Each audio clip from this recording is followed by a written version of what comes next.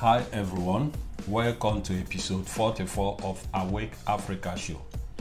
As you may know, this show is dedicated to sharing transformative ideas, principles, and practices capable of catalyzing both personal and collective transformation of the African societies. In this episode 44 of my presentations on the subject of dysfunctional Africa, the solution, a case study of the Nigerian state, I want to talk about the enslaving nature of religion in Nigeria. My name is Kennedy Nzeri. Scholars of human mind have not fully grasped the depth of influence which religion exerts on the thinking pattern of a person.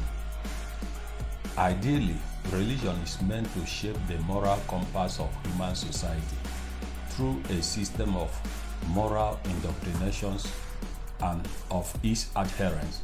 But whether this objective is being realized in the light of the growing social decadence in human society today is up for debate.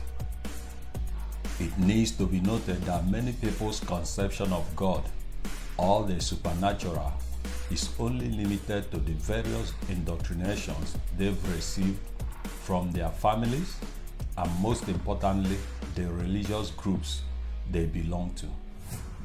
Most people have never given a thought to the validity and authenticity of many of the religious doctrines they've been running their life with. It needs to be noted that the depth of one's conception of God or the supernatural could either limit or expand one's mind. If a person's conception of who God is and what should be the purpose of human existence is narrow, such person's mind will definitely be narrow. I believe that there is no mortal person that can successfully implant his experience of God in any person, because each and every one of us possesses a divine imprint of God within. God can only be experienced through our inner contemplations. Religion indeed can be destructive to a society when it is not put in its proper perspective. The many senseless religious-induced crises and violence which has taken place in Nigeria lays credence to the above assertion. Religious doctrines, if not properly processed, could even numb a person from taking proactive actions to bring about the change they so desired. The evidence is all around us today, given that most people in Nigeria will prefer to expend blind faith on things that could ordinarily require proactive actions to get. An average Nigerian today, rather than engaging in selfless social actions which could bring the desired social improvement in the Nigerian society, will rather prefer to whine and complain about everything that is not working in Nigeria, waiting for a magical intervention from God knows where to effect the desired social change by happenstance. The rancorous coexistence among Nigerians, despite the fact that a greater number of Nigerians are adherent of two major religious groups, makes one to ask if religion in Nigeria is truly serving the purpose for which it is meant to serve.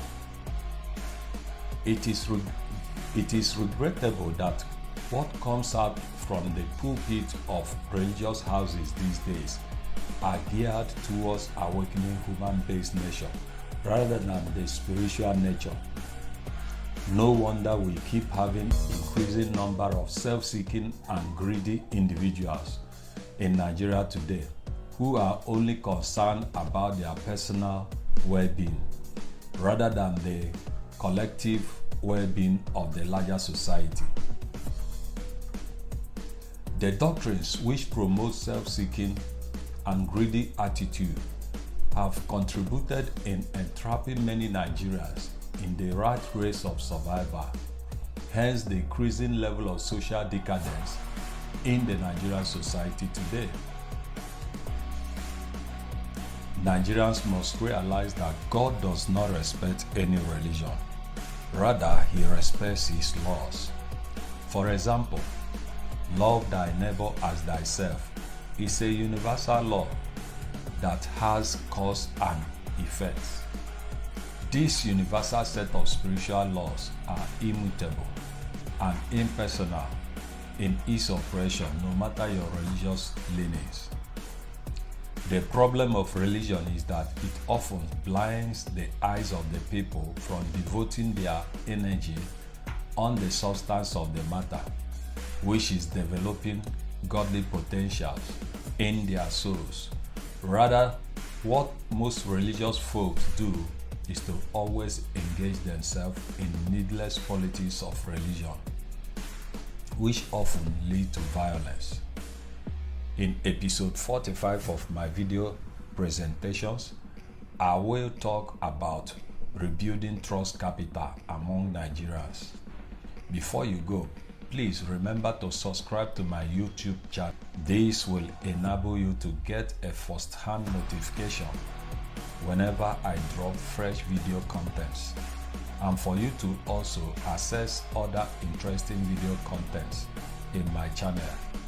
You can also share and encourage your friends to view any of the video contents that inspired you. Equally, you can interact with me on my various social media handles as displayed on the screen.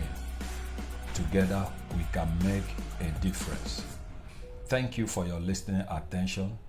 Do join me for my next broadcast.